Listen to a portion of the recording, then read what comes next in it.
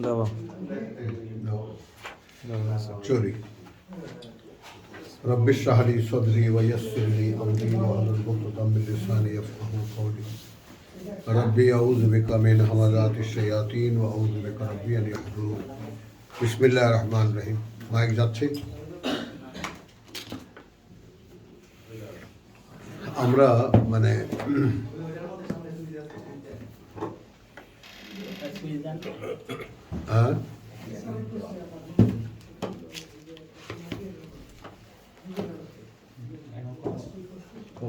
আলহামদুলিল্লাহ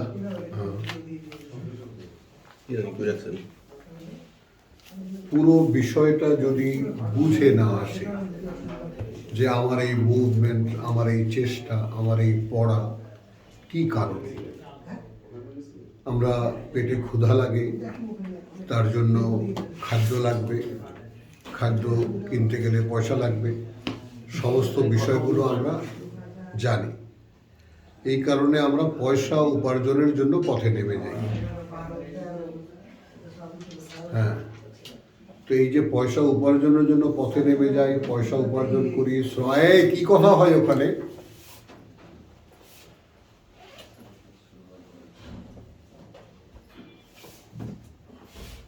পয়সা রোজগার করি, শ্রম করি, ঘাম ঝরাই, সেখানে পয়সা উপার্জন করি, খাদ্য কিনে আনি, রান্না বান্না করি, খাই। এই আমাদের জীবন চক্র। এখন এইটার বাস্তবতা আসলে কতটা? এটাই কি আমাদের জীবন? এখন কোরআন পড়ে দেখি না এটা আমাদের জীবন নয়। আমাদেরকে যেটা শৈশবেই জানিয়ে দেওয়ার কথা ছিল, হতে পারত, জানতে পারলে আমরা হয়তো আমাদের এই জীবনটা এইভাবে ব্যর্থতার মুখে আমরা দেখতাম না।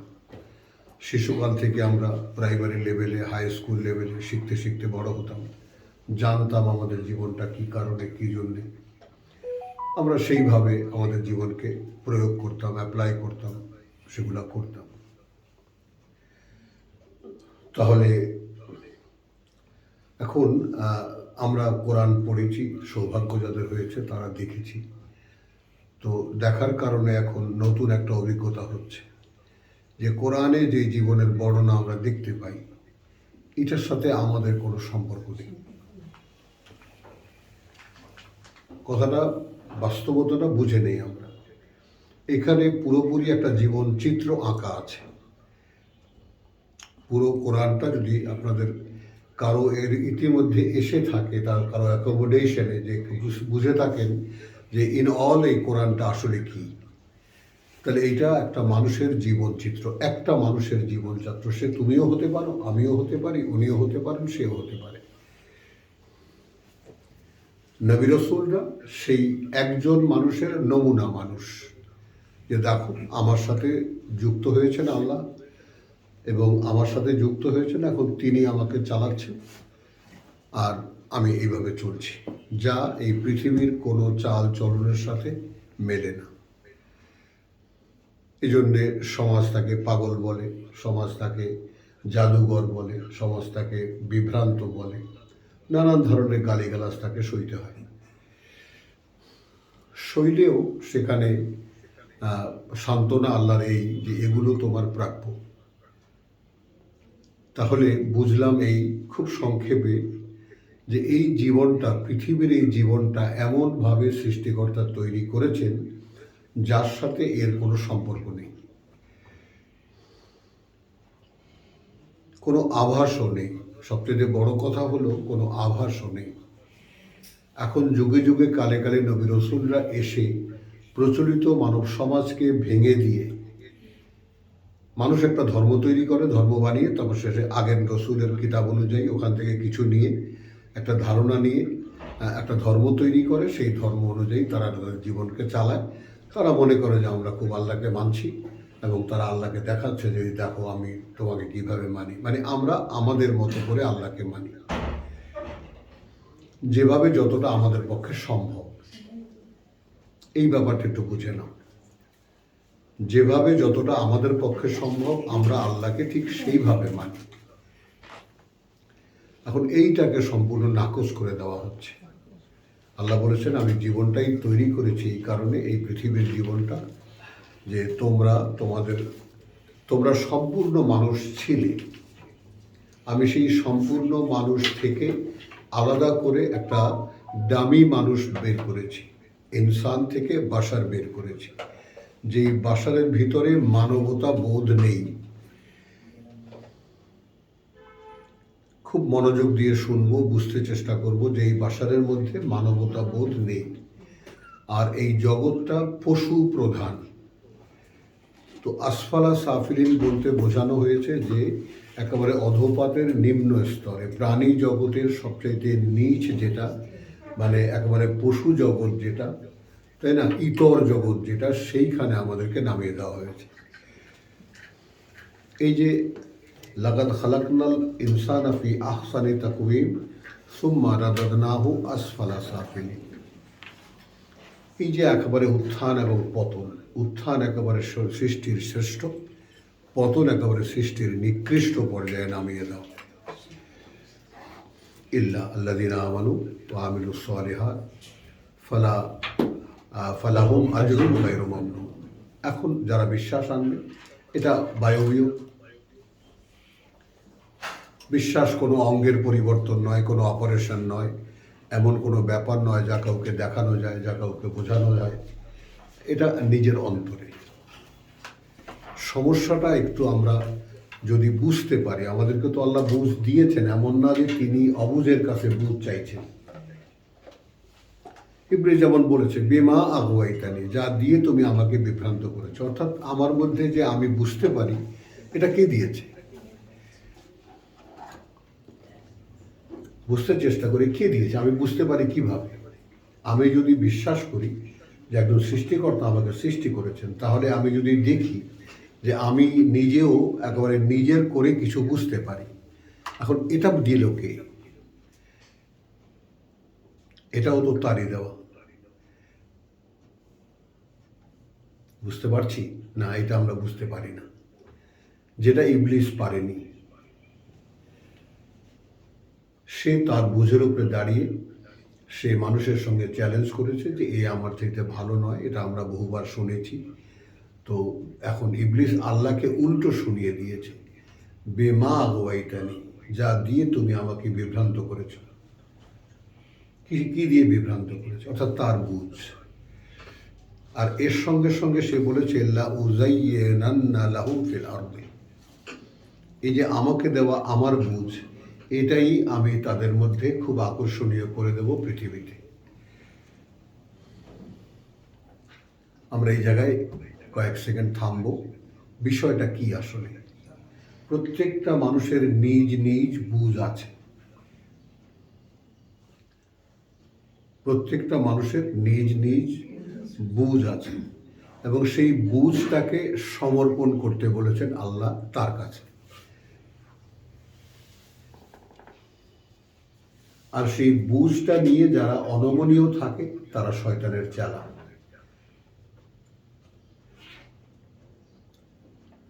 আমরা কি বুঝি না? আমি কি বুঝি না? এই কথা আমরা কে না শুনেছি, আর কে কতবার না বলেছি জীবনে। এই যে আমি কি বুঝি না, এই যে আমার ব্যাপারে আমার বুঝ, এটাই আসলে ইবলিসের, যে আমি ইবলিস যে আমাকে চালাচ্ছে তার নমুনা হলো। তাহলে এখান থেকে উত্তরণের জন্য আল্লাহ তাআলা একটা সিস্টেম করেছেন যে আমি তোমাদের কাছে নিজের বুঝ কেমন করে সারেন্ডার করতে হয় সেই ব্যাপারটা দেখাবার জন্য আমার মনোনীত কিছু মানুষ আমি পাঠাবো, যারা রাসূল এবং যারা নবী, এবং তারপর তারা দেখিয়ে যাবে আমার ইঙ্গিতে, আমার কথায় কেমন করে এই পৃথিবীতে চলতে পারে মানুষ। তো যুগে যুগে কালে কালে সেরকম মানুষ আল্লাহ পাঠিয়েছেন, এবং তারা দেখিয়ে গেছেন যে কিভাবে ঊর্ধ্ব জগতের সঙ্গে সম্পর্ক রেখে কিভাবে নিজেকে, এই যে আসলাম তু লিরাব্বিল আলামিন, সৃষ্টি জগতের মালিক প্রতিপালকের কাছে আমি সমর্পিত। এই সমর্পণের ব্যাপারটা কিসের? সমর্পণ আমরা রুকু দিয়ে সমর্পণ দেখাই, সিজদা করে সমর্পণ দেখাই, এটা তো সমর্পণ নয়। তাই না? এটা ধর্ম এটা করে। তো ধর্ম আসে থেকে একজন রাসূল এসেছেন একখানা কিতাব সম্পূর্ণ করে মানুষকে দেখিয়ে গেছেন যে ভাই দেখো আল্লাহ এইভাবে তোমাদেরকে তোমাদের জীবনগুলো তৈরি করতে বলেছেন। আমার মনে হয় না যে আমি খুব সহজেই বলতে পারছি বোধ হয়। এইভাবে আমাকে দেখো, আমি যেভাবে চলি সেইভাবে চলো, সেইভাবে বলো, সেইভাবে চিন্তা করো, সেইভাবে কাজ করো, তবে তুমি আল্লাহর সামনে গিয়ে আবার যখন তোমাকে দাঁড়াতে হবে তখন তিনি তোমাকে ক্ষমা করে দেবেন এবং নিয়ে নেবেন, তোমার আসল জীবনে এন্ট্রেন্স মানে ঢুকিয়ে দেবেন তোমাকে। এই জীবন চক্রটা বা পৃথিবীর জীবনটা এই, আর তো কিছু না। কিন্তু সেখানে পৃথিবীর জীবনটা এতটাই কর্মমুখর হয়ে গেল, এতটাই দামি হয়ে গেল আমাদের কাছে, এখানে কিছু করতে হবে, এখানে সুনাম অর্জন করতে হবে, এখানে বিলিয়নিয়ার হতে হবে, এখানে 100 তলা বিল্ডিং বানাতে হবে। কোত্থেকে আসে এগুলো? অর্থাৎ এগুলো সাজেশনস অফ ইবলিস, সব শয়তানের সাজেশন। কারণ সে চ্যালেঞ্জ করেছে যে আমি তোমাকে প্রমাণ করে দেব যে মানুষ কিছুতেই আমার থেকে শ্রেষ্ঠ নয়। এটা আল্লাহর সাথে চ্যালেঞ্জ না, সৃষ্টির সাথে সৃষ্টির চ্যালেঞ্জ।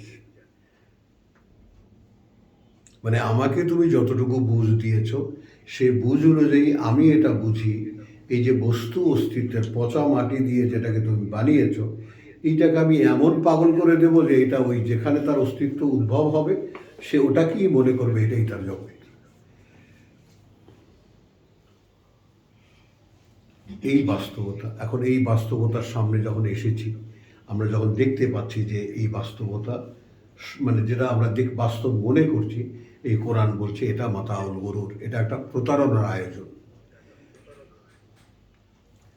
এখন দেখো দৃষ্টিভঙ্গি কিভাবে পাল্টাতে হচ্ছে। যেসবকে আমরা সত্য মনে করি সেগুলো সব প্রতারণা, সেগুলো সব ধোঁকা। তাহলে এখন নিজেকে তুমি পাল্টাবে কিভাবে, কতটা? এখন এখানে যদি তুমি এই জায়গায় এসে থাকো, বুঝতে পেরে থাকো যে আমি যা বুঝি সেটা কিছুতেই আমার জন্য কল্যাণকর নয়। ঘোষণা ওয়াল আসরে ইন্নাল ইনসানা লাফি খুসরে, কার্যত মানুষ রয়েছে খেসারতের মধ্যে, অর্থাৎ ক্ষতির মধ্যে। মানে সে তার ক্ষতিই করতে জানে। একটু খেয়াল করো, মানে মানুষের অবগতি, মানুষের টেন্ডেন্সি, তার জীবন বোধ সব কিছু মিলিয়ে সে শুধু তার ক্ষতিই করতে পারে, আর কিছু পারে না। ইল্লা আল্লাযিনা আমানু ওয়া আমিলুস সালিহাত ওয়া তাওয়াসি বিল হক ওয়া তাওয়াসি বিস সাবর। ছোট্ট একখানা সূরা, তাই না? তাহলে যে ইল্লা ব্যতিক্রম কারা? যারা বিশ্বাস আনবে, হ্যাঁ, যারা বিশ্বাস আনবে, ওয়া আমিলুস সালিহাত, এবং সেই বিশ্বাস অনুযায়ী নিজেকে তৈরি করার চেষ্টা করবে। আমিলুস সালিহাত, সেই আমলুস সালিহাতের ধারাবাহিকতা আমরা এখন করছি। তো আমরা যে আমলুস সালিহাত আমাদের ধর্ম বানিয়েছে, আমরা আগেরটা তো আর জানি না, এখনকার সাথে তুলনা করতে পারি। আমরা আমাদের ধর্মগুরুদের কাছে যদি জিজ্ঞেস করি, হুজুর আমলুস সালিহাত কি? নামাজ, রোজা, হজ, যাকাত। এখন কোন মহাসংকটে আমরা পড়েছি, কোরআন খুলে দেখি যে একটা মানুষকে পরিপূর্ণ পরিবর্তন করার যে কাজ সেটাকে আমলুস সালিহাত বলে। এটা কোনো আনুষ্ঠানিকতা নয়। মনে, মানুষে, চিন্তায়, চেতনায়, কাজে, সমাজে, সব কিছু, এভরি ডিলিং, প্রত্যেকটা আত্মপ্রকাশের প্রত্যেকটা শাখায় তোমাকে পরিবর্তন আনতে হচ্ছে। সেইটাকে আমলুস সালিহাত বলে। এখন ঈমান, যেখানে আমরা দেখতে পাচ্ছি কোরআনে যে ঈমান হলো আমি যখন এই পৃথিবীতে কোনো কিছুকেই আর আপন মনে করব না, যদি আমি বিশ্বাস করি আল্লাহকে, যদি আমি বিশ্বাস করি আল্লাহকে, যদি আমি বিশ্বাস করি পরকাল, তাহলে যদি এই বিশ্বাসের বিরুদ্ধে যায় আমার পিতা, আমার পুত্র, আমার ভাই, আমার আত্মীয় স্বজন, আমার একান্ত আপনজন যারা সব, তাহলে তাদের প্রতি মানে এই লিটমাস টেস্টটা কতটাই মানে সূক্ষ্ম, আমি আমার অন্তরে তাদের প্রতি কোনো মমতা বোধ করব না।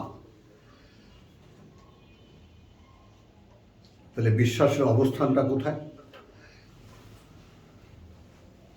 আমি আবার বলি, মানে যারা বিরোধিতা করবে আমার, আমি এখন বিশ্বাস করি আল্লাহকে, বিশ্বাস করি সেই আল্লাহর সামনে আমাকে পরকালে তার সামনে গিয়ে দাঁড়াতে হবে, আমি এই বিশ্বাসের উপরে দাঁড়িয়ে যাব এবং এই বিশ্বাসকে এনরিচ করার জন্য, পাওয়ারফুল করার জন্য, কার্যকর করার জন্য যা করণীয়গুলো সেগুলো আমি করব।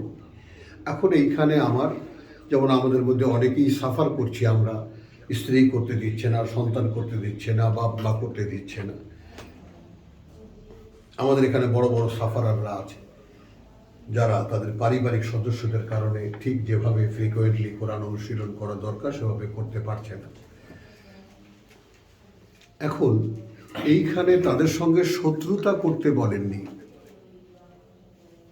বিরোধ বাঁধিয়ে দিতে বলেননি, বলেছেন যে যদি তারা তোমার বিরোধী হয় এই বিশ্বাসের ক্ষেত্রে, যে তুমি বিশ্বাস করো আল্লাহকে, বিশ্বাস করো পরকালে, এই বিশ্বাস এখন আমি এই দুটোকে একসাথে পাই এই কিতাবে। এখন এই কিতাবে একসাথে পাওয়ার পরে এইটা যখন আমি দেখি যে আর কেউ আমার পরিমণ্ডলে যারা আছে, আমি যাদেরকে ঘিরে আছি, যাদের মধ্যে আমি, তারা কেউ এটাকে নিচ্ছে না, তাহলে কোন জায়গায় হাত দিয়েছেন আল্লাহ যে তুমি তাদের প্রতি কোনো মমতা, কোনো ভালোবাসা কিছু বোধ করবে না? ইমানের বাস্তবতাটা একটু বুঝতে চেষ্টা করো। তুমি আমার স্ত্রী, তোমাকে আমি ভালোবাসতাম, খেয়াল করো, এখন আমি তোমাকে কোরআনের দিকে ডেকেছি, তুমি আসছো না, তাহলে ক্রমান্বয়ে তোমার প্রতি আমার ভালোবাসা কমতে কমতে 0 পর্যায়ে চলে আসে। তুমি আমার মা, আমি তোমাকে বলেছি মা এই হলো পথ, তুমি নিচ্ছ না, এক সময় তোমার প্রতি আমার শ্রদ্ধাবোধ চলে যাবে। তুমি আমার বাবা, তুমি আমার কন্যা, তুমি আমার বোন, অনেক মায়াময় সম্পর্ক এগুলো। কিন্তু তাদেরকে আমি বলার পরেও যদি তারা এটা না মেনে নেয়, তারা আমার বুঝটাকে যদি আচ্ছা ঠিক আছে তুমি আমাদেরকে শোনাও, কি তুমি পেয়েছো এর মধ্যে, তাহলে আমি শোনাতে পারবো। এখন তারা যদি মনে করো শুনেও যদি তারা এটাকে অগ্রাহ্য করে, তাহলে এই অগ্রাহ্যতা আমার ভেতরে তাদের সম্পর্কে যে সম্পর্কটা, আমি যেই বোধ দিয়ে তাদেরকে মায়া করি, মমতা করি, ভালোবাসি, সেইটা আস্তে আস্তে আস্তে আস্তে ফিকে হয়ে যাবে এবং একটা পর্যায়ে আসবে লাতাজিদু, আমি আমার অন্তরের মধ্যে খুঁজেও পাবো না তাদের প্রতি কোনো ভালোবাসা। এই যদি হয় তাহলে কাতাবা ফি কুলুবিহিম আল ঈমান, স্বয়ং আল্লাহ তাদের অন্তরে লিখে দেবেন ঈমান। এখন এই হলো ঈমান। এখন আমাদের সমাজে ঈমান মানে কি, একজন হিন্দু, আমি একজন হিন্দু আসলাম, হুজুর আমি মুসলমান হব, বলো লা ইলাহা ইল্লাল্লাহু মুহাম্মাদুর রাসূলুল্লাহ। এর বাংলা হলো লা, আল্লাহ ছাড়া মাবুদ নাই, আল্লাহ ছাড়া ইবাদত করার কেউ নাই, পূজা করার কেউ নাই, মুহাম্মদ আল্লাহর রসুল। এখন তুমি মসজিদে আসো, দাড়ি রাখো, নামাজ পড়ো, বেশি বেশি করে গরু গোস্ত খাও, ইত্যাদি ইত্যাদি।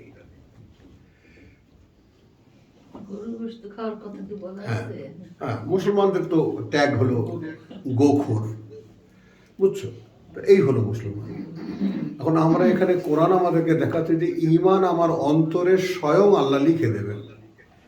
এটা আমরা কে কবে জানি বলো? কে কবে জানিয়েছে আমাদেরকে? কেউ জানায়নি। তারপর শুধু তাই না, সঙ্গে সঙ্গে তিনি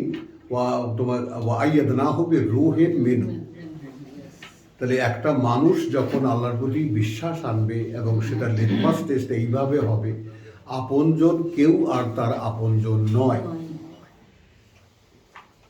তখন আল্লাহ লিখে দেবেন তার অন্তরে ঈমান এবং সঙ্গে সঙ্গে তাকে পাহারা দেওয়ার জন্য তার পক্ষ থেকে একটি রূহ পাঠিয়ে দেবেন, একটি চেতনা পাঠাবেন। সে আমাকে একদম সেই হিসেবের দিনের ব্যাপারে সবসময় সতর্ক রাখবে। এই হলো আল্লাহর সঙ্গে সম্পর্কের পুরো ব্যাপারটা। সেইখানে আমরা লা ইলাহা ইল্লাল্লাহু মুহাম্মাদুর রাসূলুল্লাহ, আল্লাহ ছাড়া মাবুদ নাই, মুহাম্মদ আল্লাহ রাসূল, নামাজ, হ্যাঁ আল্লাহ ছাড়া মাবুদ নাই, মুহাম্মদ ছাড়া রাসূল নাই, হ্যাঁ রসুল নাই, সুন্দর, এটাও ভালো। তা এরপরে আপনি নামাজ, রোজা, হজ, যাকাত করেন, আপনি মুসলমান। এখন দেখেছো কিতাব থেকে বাইরে গেলে ধর্ম কি তৈরি করে। এইভাবে খ্রিস্ট ধর্ম তৈরি, এইভাবে ইহুদি ধর্ম তৈরি, যুগে যুগে কালে কালে এই হিন্দু ধর্মও একসময় কিতাবী ধর্ম ছিল। তাদের বেদ পুরাণ পড়ে দেখলে তুমি দেখতে পাবা যেগুলো কিতাবী ধর্ম। যেমন ভাই জাকির নায়েক এগুলো তো দেখিয়ে দিয়েছে সব চোখে আঙুল দিয়ে। তারপরে তোমার এই যে জাপানি শিন্টো ধর্ম, বৌদ্ধদের ধর্মগ্রন্থ, সেগুলো একসময় ঐচ্ছিক গ্রন্থ ছিল, সব বদলে ফেলা হয়েছে। এখন সর্বশেষ যে রেভেলেশন আল্লাহর কথা বলছো, একেবারে আলটিমেট টেস্টামেন্ট, সেইটাকে বদলানো যায় না। এইখানে এসে মানুষ অক্ষম হয়ে যায়, এইটাকে বদলাতে পারে না। এখন মানুষ পড়েছে মহা সমস্যায়, মানুষ পড়েছে মহা সমস্যায়, নিজেকে বদলাতে হচ্ছে, এতদিন গ্রন্থ বদলিয়েছে, এখন নিজেকে বদলাতে হচ্ছে। একদিন আমরা ধর্ম পাল্টেছি, হিন্দু ছিলাম, মুসলিম হয়েছি, খ্রিস্টান হয়েছি, এটা হয়েছি, ওটা হয়েছি, কমিউনিস্ট হয়েছি, কিন্তু এখন দেখছি পুরোপুরি যা কিছু নিজেকে দেখতে পাচ্ছি সব বদলাতে হচ্ছে। এই যে পরিবর্তন, আমি খুব আর বাড়াবো না। এখন কয়েকখানা রেফারেন্স আমি দেবো। বিসমিল্লাহির রহমানির রহিম, সূরা ইনশিকাক, অর্থাৎ 84 নম্বর সূরা।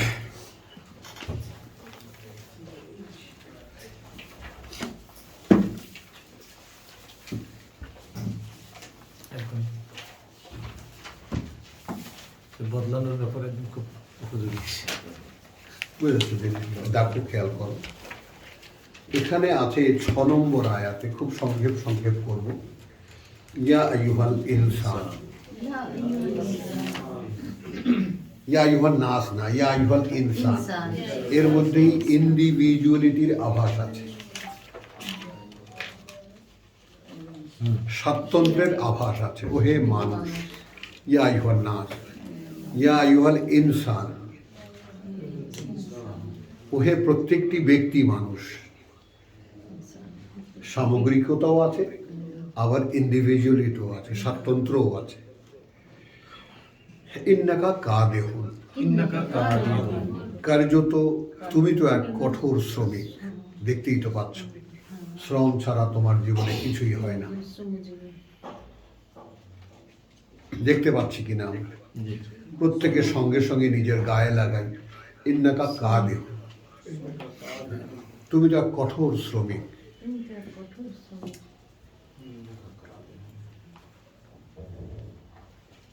কথা বলছো, ইলা রাব্বিকা কাদহান, যেদিকে প্রতিপালক তোমার সেই দিকে একটা শ্রম দাও।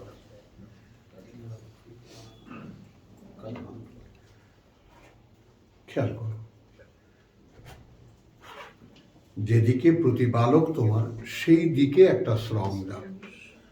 শ্রম আক্ষরিক অর্থেই শ্রম। ফামুলাকিহে,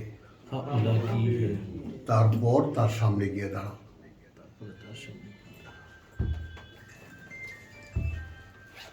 বোঝা যায় খুব দুর্বোধ্য কি কথাটা, খুব কঠিন কি কথাটা। ইয়া আইয়ুহান নাস ইন্নাকা কাদেহুন, এটা তো বটে যে তুমি এক কঠোর শ্রমিক, শ্রম ছাড়া তোমার কিছুই হয় না। তাহলে এই শ্রমের থেকে একটা শ্রম তুমি তোমার প্রতিপালকের জন্য দাও।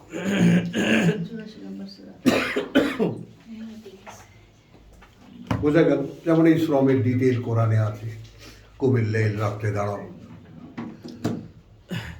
তারপরে যে সমস্ত আমলুস সালিহাত কোরআনে আছে, এগুলো সব শ্রম সাপেক্ষ, খুব কষ্টকর কাজ। তো নিজেকে বদলাতে হলে অনেক কষ্ট করে বদলাতে হয়, অনেক কষ্ট লাগে। জিনিসটা বুঝতেই পারো, মানে বদলাতে হাত দাওনি তো এই জন্য বুঝতে পারো না, গায়ের উপর দিয়ে চলে যায়।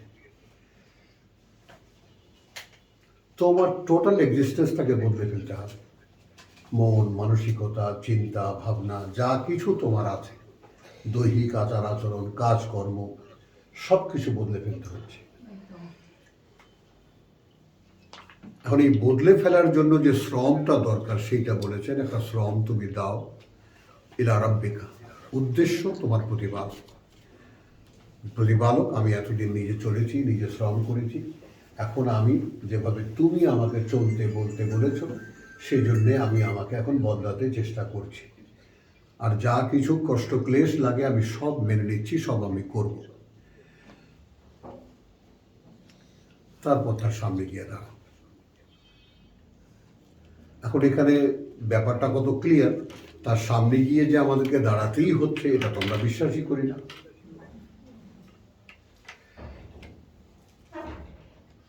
এটা তো আমরা বিশ্বাসও করি না।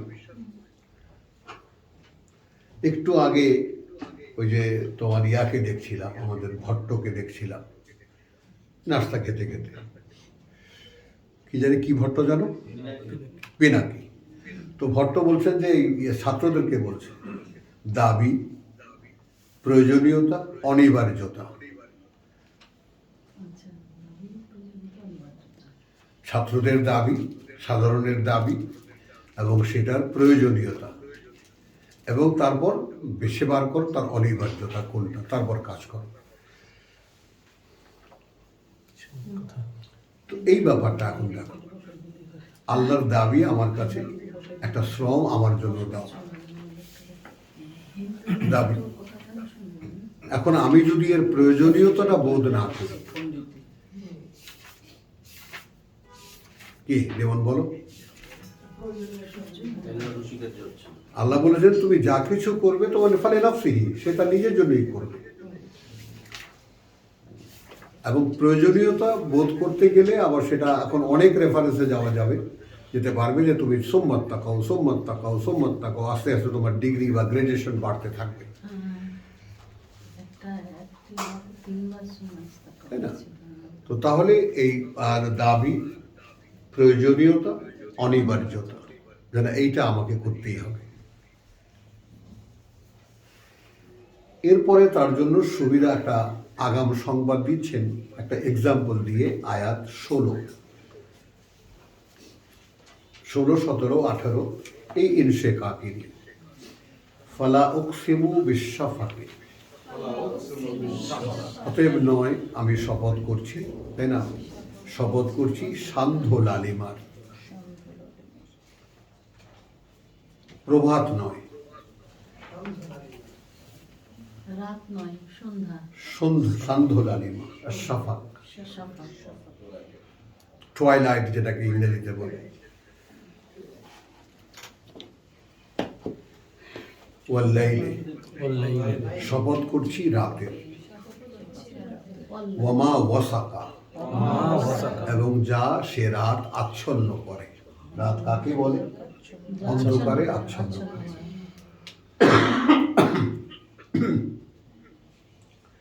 তো এরকম তিনটি শপথ করার পরে আল্লাহ বলছেন লা তারকাবুন্না। এই শ্রমের সাথে 5-এর সাথে সম্পর্কটা খেয়াল করো। এখানে কি বলেছেন? একটা শ্রম দাও তোমার প্রতিপালকের দিকে বলেছেন। এখন এখানে 3টি দৃশ্যমান অবস্থা, তাই না? সান্ধ্য লালিমা, রাতের আচ্ছন্ন হওয়া অন্ধকার, এবং রাত। এই 3টি বাস্তবতার শপথ করে বলছেন লা তারকাবুন্না, উইদাউট এনি মিস, কোনো সন্দেহ নেই যে তোমরা অবশ্যই আরোহণ করবে, উঠে আসবে। তাবাকান, এক স্তরে, আন তাবাকিন, এক স্তর থেকে সিঁড়ি বাওয়া আছে না, যে সিঁড়িতে আমরা এটাকে তাবাক বলে। তো সিঁড়ি যেমন আমরা উঠি, তাই না? তো এক স্তরের একটা সিঁড়ির পরে আরেকটা সিঁড়ি, তারপর আরেকটা সিঁড়ি। তো ওই শ্রমের উপরে নির্ভর করছে, গ্যারান্টি দিচ্ছেন আল্লাহ, লাতার কাবুন্না তাবাকান আন তাবাকিন আন তাবাকিন। এরপরে একটা এই বাস্তবতার দিকে আসছে। এখন এখানে জিজ্ঞাসা করা হচ্ছে ওয়াইদা কুরিআ আলাইহিম আল কোরআন, তাহলে এই যে এক স্তর থেকে আরেক স্তরে উঠে আসার জন্য যে সিঁড়ির সন্ধান আমি দিলাম, সেটা তো পাওয়া যাবে এই কোরআনে। এটা যখন তাদেরকে পড়ে শোনানো হয়, লা ইয়াসজুদুন, এখানে খেয়াল করো, সেজদায় পড়ে যায় না, সেটাকে তারা বিনা প্রশ্নে মেনে নেয় না।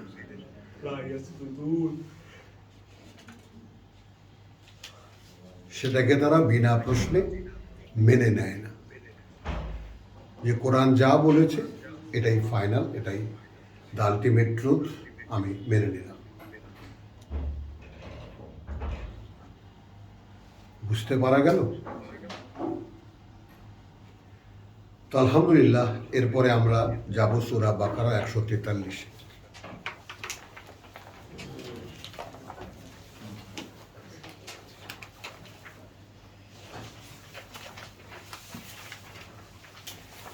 আমরা যে ইসলাম ধর্মের অনুসারী,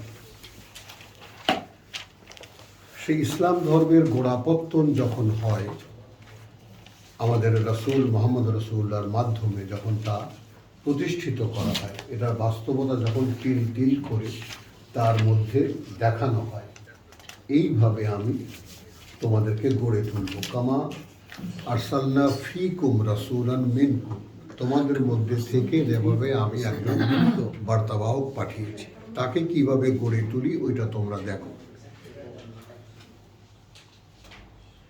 এখন এখানে গড়ে তোলার 15 বছরের পর্যায়ে, 13 বছর পরা মক্কায়, দ্বিতীয় হিজরতের পরে মদিনায় এসে বলেছেন, কেবলা পরিবর্তন করে দিয়েছেন, যে এখন আর তোমাদেরকে উত্তর দিকে নয়, অর্থাৎ জেরুজালেমের দিকে নয়, এখন তোমরা তোমাদের মূল কেবলা সেই প্রথম ইন্না আউওয়ালা বাইতিন উদিয়া লিন-নাস লাল্লাযী বিবাক্কা, প্রথম যে ঘর,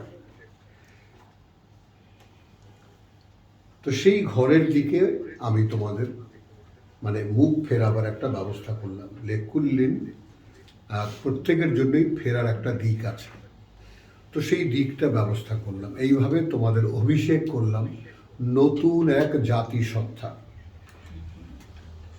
নতুন এক জাতিসত্তা, এবং আমি এই অভিষেক অনুষ্ঠানে তোমাদেরকে এই মুকুট পরিয়ে দিলাম। পুরনো কেবলায় নয়, তোমরা ফিরবে এখন এই কেবলায়।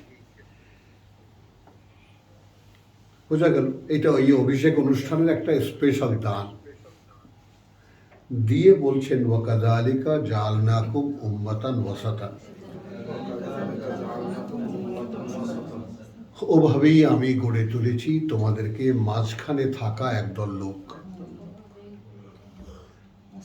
উম্মাতান ওয়াসাত বোঝো, মিডিয়া, মধ্যস্থতাকারী একদল লোক।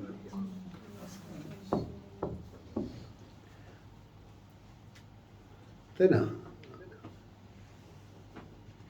লেতাকুনু, যেন তোমরা হতে পারো শুহাদা আলান নাস, সাক্ষীদাতা মানুষের বিরুদ্ধে বা মানুষের ব্যাপারে। সফট করে বললে মানুষের ব্যাপারে, আর কঠিন করে বললে মানুষের বিরুদ্ধে।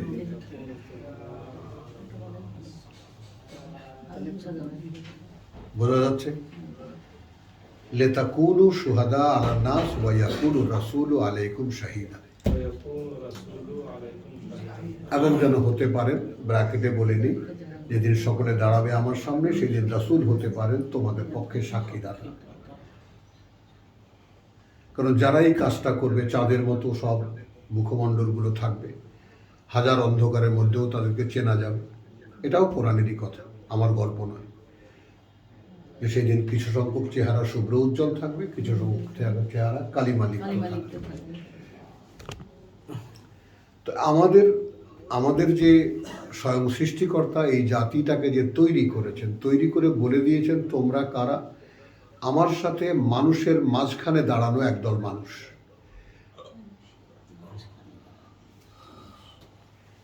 ঠিক মোহাম্মদ তোমাদের সামনে যেভাবে ছিল, তার অন্তরে আমি আমার কথা বলতাম, ওয়াহি করতাম, সে তোমাকে তোমাদের ভাষায় বলে দিত। এই মাত্র আল্লাহ এই কথা বলতে বলেছেন, এই কাজটা করতে বলেছেন। হলো তো এখন মোহাম্মদ থেকে তোমরা যখন ওয়াহি শুনতে পাচ্ছ এবং সেটাকে তোমরা মোহাম্মদের কথা মনে করছো না, মনে করছো আমার কথা। ঈমান কোথায়? আল্লাহতে যে পূর্ণ ঈমান। আমরা এই বাকারার শেষেও আমরা দেখেছি, আমরা দেখব যে আমান রাসূল বিমা উনজিলা ইলাইহি মির রাব্বিহি ওয়াল মুমিনুন, এক লেভেল করে দিয়েছে। কারণ যার অন্তরে কথাটা আসে তার ব্যাপারে তো একটা বিরাট উত্থান পতন হয়, অন্তরে কথাটা কোত্থেকে অদ্ভুত কথা আসে। কিন্তু যারা সেটা কান দিয়ে শোনে, খেয়াল করো তাদের আমার তো কাছে তো মনে হয় যে এখানে এক গ্রেড বেশি মূল্য দিয়েছেন আল্লাহ বিশ্বাসীদেরকে, যে যার অন্তরে আমি কথাটা দিই সে না হয় একটা সরাসরি তার দেহের মধ্যেই একটা অনুভূতি পায়, কিন্তু যারা স্বাভাবিকভাবে একজনের কথা কানে শোনে সেইটাকে আল্লাহর কথা বলে রিয়ালাইজ করা। আমার এই ক্লাসে তোমাদের কাছে হাজারোবার আমি প্রশ্ন করি, ভাই আমি যখন পড়ি তখন কার কথা শোনো? আমার কথা শোনো না আল্লাহর কথা শোনো? কেন জিজ্ঞেস করি? অর্থাৎ আমি সবসময় সন্দেহ থাকি, কম্পমান থাকি যে প্রভু কোনোভাবে যেন তোমার কথা বলতে গিয়ে আমি প্রাধান্য না পাই, আমার কথা যেন না হয়ে যায়, তাহলে আর রিসালাতের দাবি পূর্ণ হলো না। বোঝা গেল কথাটা? তাহলে এখন আমাদেরকে এইভাবে তৈরি করেছেন আল্লাহ, গড়ে তুলেছেন মুহাম্মদ রাসূলুল্লাহর সঙ্গে রেখে রেখে কি করে আল্লাহর কথা বাস্তবে অনুশীলনে আনতে পারে। এতে করে কি হবে? তোমাদের বিরোধিতা যারা করবে তাদের বিরুদ্ধে তোমরা সাক্ষীদাতা, তোমাদের পক্ষে যারা চলে আসবে, তোমাদের কথায় যারা মেনে আসবে, তোমরা তাদের পক্ষের সাক্ষীদাতা। এই হলো আমাদের জন্মের ইতিহাস। তো আমরা একটা ধর্ম বানালাম, সেখানে আর কি বলার, কোত্থেকে পেলাম আমরা। হলো, এবার চলো 33-এর 40 শেষ করে দেবো, এই কথাটা বলি।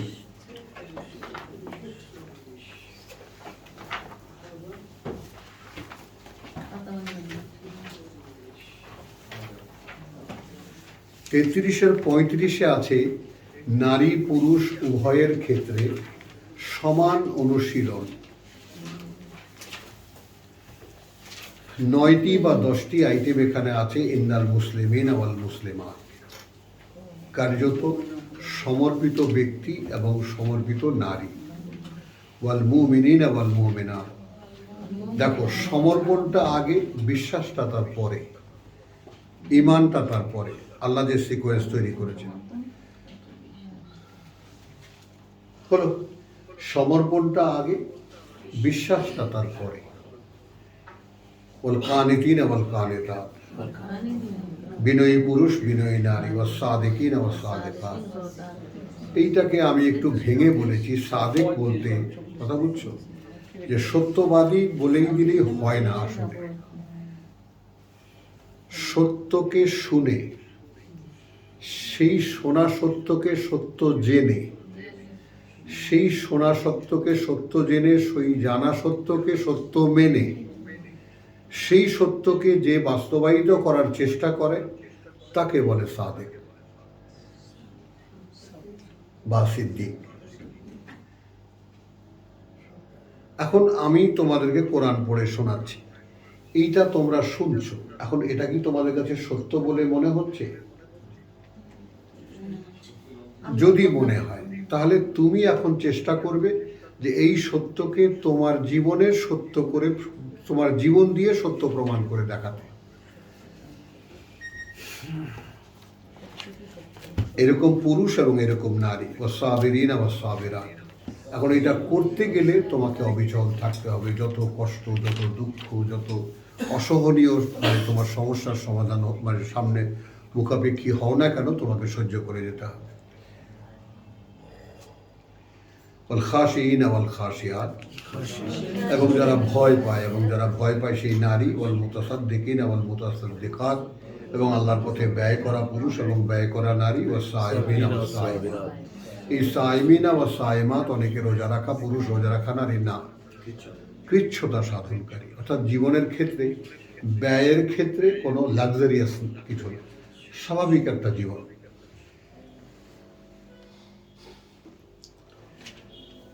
হলো ওল হাফিজিনা ফুরুজাহুম ওয়াল হাফিজাত, তাদের চারিত্রিক যে ভুল ত্রুটি সেগুলোর থেকে তারা নিজেরাই পাহারা দেয়, এবং সেইভাবে তার নারীরাও সেরকম। ওয়াযাকিরিন আল্লাহ কাসীরান, এবং আল্লাহকে অনেক বেশি করে স্মরণ করে। আ'দ্দা লাহুম মাগফিরাতুন, এই উপসংহারটা দেখো, শেষটা দেখো, তিনি আয়োজন করে রেখেছেন তাদের জন্য ক্ষমা এবং আজরান আযীম, এবং পুরস্কার মহান। এই মহান পুরস্কারটা কি? আমাদের ঝোঁক চলে যায় পরকালের দিকে না, এই মহান পুরস্কারটা ইহকালে। অর্থাৎ যদি তুমি এই 9 অনুশীলনীতে উত্তীর্ণ হও, আল্লাযীনা ইউবাল্লিগুনা রিসালাতিল্লাহ, 39, যারা পৌঁছাবে, ইউবাল্লিগুন, যারা পৌঁছাবে মানুষের কাছে, ব্রাকেটে রিসালাতিল্লাহ, রিসালাত বহু বচন, যে সমস্ত কথাগুলো মানুষের কাছে পৌঁছাবার জন্য আল্লাহ দিয়েছেন। ওয়া ইয়াখশাউনাহু, এবং ভয়, যেহেতু ভয় পায় তারা তাকে। ওয়ালা ইয়াখশাউনা আহাদান ইল্লাল্লাহ, এবং তারা ভয় পায় না কাউকেই ছাড়া আল্লাহ। ওয়া কাফা বিল্লাহি হাসিবা, এটা দুদিকেই যাবে, এবং তারা তাদের নিজ জীবনের হিসেব দিতে আল্লাহকেই যথেষ্ট মনে করে, এবং আল্লাহই তাদের হিসাব নেওয়ার জন্য যথেষ্ট, যেটাই আপনি মনে করেন। মা কানা মুহাম্মাদুন আবা আহাদিম মিন রিজালিকুম, ওই 143-এর সঙ্গে সূরা বাকারার জয়েন হবে এটা। এই যে যার সাথে রেখে তোমাদেরকে আমরা গড়ে তুলেছি, তাই না? শুহাদা আলান নাস ওয়া ইয়াকুনু রাসূলু আলাইকুম শাহীদা। তাহলে এই মা কানা মুহাম্মাদান আবা আহাদিম মিন রিজালিকুম, তো মুহাম্মদ তোমাদের কোনো পুরুষের পিতা নয় বা ছিল না, তার মানে বংশধারায় আর তার পরবর্তীতে কেউ নাই। যেমন দাউদের পুত্র সুলাইমান, ইব্রাহিমের পুত্র ইসহাক, ইসমাইল, ইয়াকুব, এবং তার বংশধারা। মুহাম্মদের এরকম কোনো বংশধারা নেই।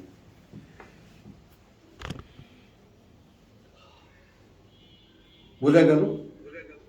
ওয়ালাকিন রাসূলুল্লাহ, কিন্তু তার পরিচয় কি? সে আল্লাহর একজন বার্তাবাহক। ওয়া খাতামান নবিয়্যিন, এবং আমার পৃথিবীতে পাঠানোর জন্য যে সমস্ত মানুষজনকে আমি একত্রিত করেছিলাম তাদের মধ্যে সর্বশেষ জন।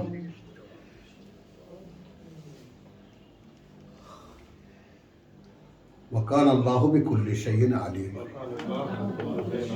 এবং আছেন আল্লাহ প্রত্যেকটি জিনিসের ব্যাপারে পূর্ণ অবগত। ইয়া আইয়ুহাল্লাযীনা আমানু, দেখো তাহলে অফারটা এখন কার কাছে?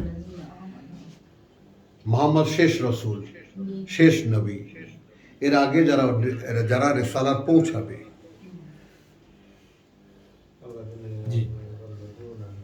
রিসালাতিল্লাহ, তাহলে এটা ওপেন হয়ে গেল। যারা আল্লাহর রিসালাত পৌঁছাবে, কারণ রিসালাত তো অস্থায়ী, মানে স্থায়ী, এটা কোনো ভুল ভ্রান্তি, কোনো গলত নাই, কোথাও কোনো ত্রুটি বিচ্যুতি নেই। পড়ো, নিজে অনুশীলন করো, মানুষের কাছে পৌঁছে দাও। সংরক্ষক আল্লাহ।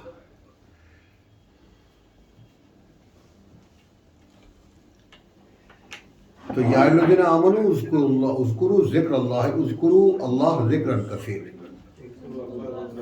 ওয়াসাব্বিহুহু সাবিহুহু বুকরাতান বুকরাতান ওয়া আসীলা। ওয়া আসীলা। এবং তোমরা মানে সাব্বিহুহু এবং নিত্যকার অনুশীলন করো, যেটা তার দেওয়া সেটা, এবং সকালে এবং সন্ধ্যায়। আকিমিস সালাতা লিদুলুকি শামসি ইলা গাসাকিল লাইল ওয়া কুরআনুল ফাজর।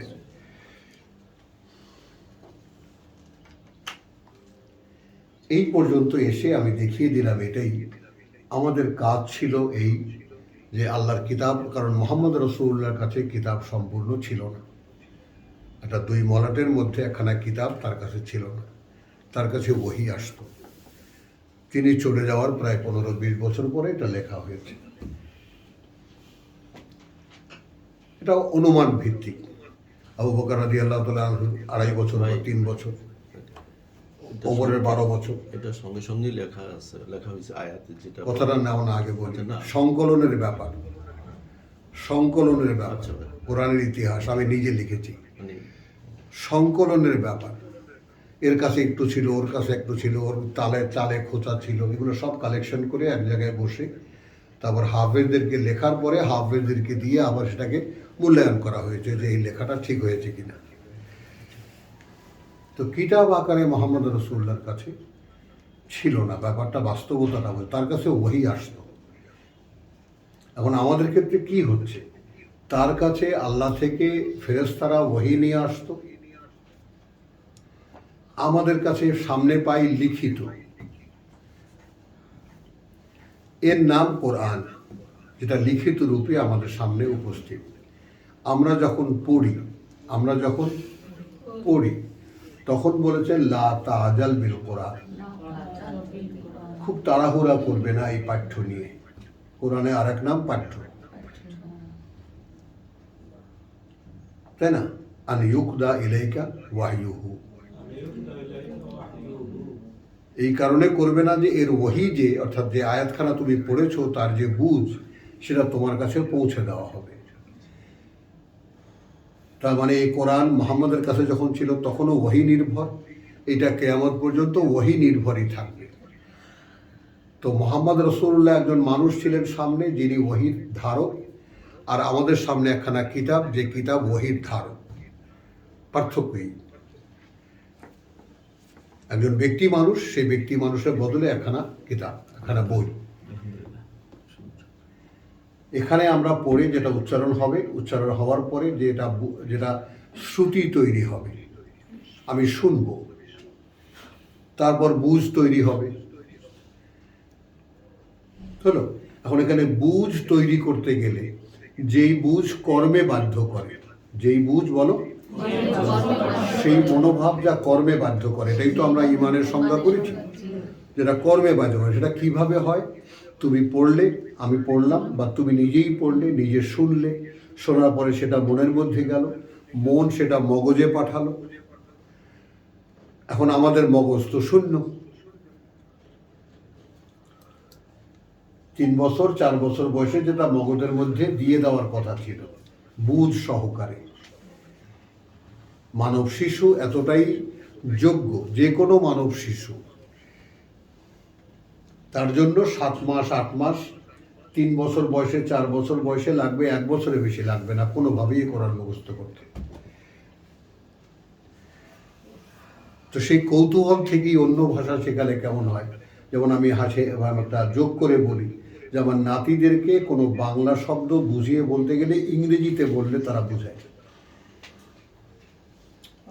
কি বোঝো? মাতৃভাষা বাংলা বোঝাতে গেলে ইংরেজি দিয়ে বোঝাতে হয়।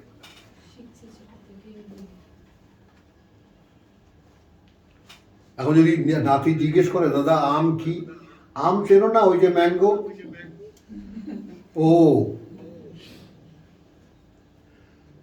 তো ঠিক ওইভাবেই কোরআনের প্রত্যেকটা শব্দ আমাদের ভিতরে এমনভাবে আত্মস্থ হতে পারত যে কোরআনের শব্দ, মানে কোরআন দিয়ে আমরা আমাদের বাংলা ভাষাকেও বোঝাতাম।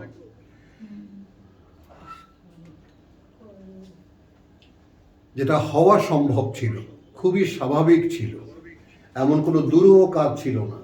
ইংলিশ মিডিয়ামে যারা পড়ে, প্লে গ্রুপ থেকে তাদেরকে সেই ইংরেজি টুকুস টাকুস বলা শেখানো হয়, তারা ওটাই বোঝে, ওইভাবেই তারা বোঝে। আমাদের মুসলিমের ঘরে ঘরে যদি কোরআন দিয়ে সব বোঝানো হতো, আমাদেরও বুঝ তৈরি হতো এই কোরআন দিয়ে। Exactly. আমার বাবা কোরআন মুখস্থ, মায়ের কোরআন মুখস্থ, দাদার কোরআন মুখস্থ, বড় বোনের কোরআন মুখস্থ, বড় ভাইয়ের কোরআন মুখস্থ, পরিবারের সকলে কোরআনের হাফেজ, সকলে কোরআন জানে। তখন কি হতো? তাওয়াসিবিল হক তাওয়াসিবিল সব। একটা ভুল করলে, এই তুমি এটা কি ভুল করছো, এটা ভুল হচ্ছে, দেখো, মনে করে দেখো, কোরআন দিয়ে হতো। এই ছিল সেই কুনতুম খায়রা উম্মাতিন উখরিজাত লিন-নাস, তোমরা সেই সর্বশ্রেষ্ঠ জনগোষ্ঠী, মানুষের জন্য বের করা হয়েছে তোমাদেরকে।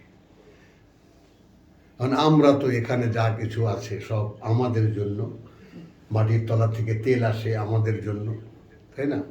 তারপরে যা কিছু আমরা ফসল ফলাই সব আমাদের জন্য, সব আমাদের। আল্লাহ এখানে কোথায়? তো আলহামদুলিল্লাহ, এখানে আমরা দেখলাম যে মোহাম্মদ রসুল্লাহ সর্বশেষ রসুল, আর সর্বশেষ নবী এবং রসুল, এবং তারপরে ইয়া আইয়ুহাল্লাযীনা আমানু, দায়িত্বটা চলে এসছে আমাদের উপর। তো এই কথাগুলো বলে আমি যেটা বোঝাতে চাইলাম সেটা হলো, শেষ যে করি আমরা সূরা 14 শেষ, আমরা যেটা দিয়ে শেষ করব আজকের পড়াও, তারপরে একবার রিপিট করি আমরা, হাদা বালাগুল লিন-নাস, এইটা পৌঁছে দেওয়া জাতীয় সঙ্গীত। এইটা পৌঁছে দেওয়ার জন্য মানুষের জন্য বলে ইউনজারু বিহি, এবং যেন সাবধান করা হয় এটা দিয়েই, বলে ইয়ালামু, এবং এটা এজন্য যেন জেনে নিতে পারে তারা আন্নামা, আসলে ব্যাপারটা এই, হুয়া ইলাহুন ওয়াহিদ, তিনি মান্য একমাত্র, ওয়ালিয়াযাক্কারা, এবং যেন এই কথাটা বারবার করে স্মরণ করিয়ে দেয় উলুল আলবাব, অধিকারী যারা বিচক্ষণ বিবেচনা। এই যেমন পার্থক্য, যেমন মনে করো তোমরা শুনতে এসেছো, আমি তোমাদেরকে পড়ে শোনাচ্ছি। তো আমার কাজটা কি? আমার কাজ হলো এটা যেন তোমাদের কাছে পৌঁছায়, এবং এটা যেন এটা দিয়ে যেন আমি তোমাদেরকে সাবধান করি, এবং তোমরা যেন জানতে পারো যে হুয়া ইলাহুল ওয়াহিদ, কেউ নেই তার সাথে মানার। এবং আমাকে বলেছেন যে এটা যেন বারবার করে মনে করিয়ে দেয়, স্মরণ করিয়ে দেয় তারা যারা অধিকারী, যারা বিচক্ষণ বিবেচনা, অর্থাৎ এটা পড়ে যারা বুঝতে পারে তারা যেন স্মরণ করিয়ে দেয়। তো আলহামদুলিল্লাহ, আমরা একটু ব্রেক নিচ্ছি, আমাদের রীতিমতো রেগুলার পড়া যাওয়া। ওমা আলাইনা ইল্লাল বালাগ।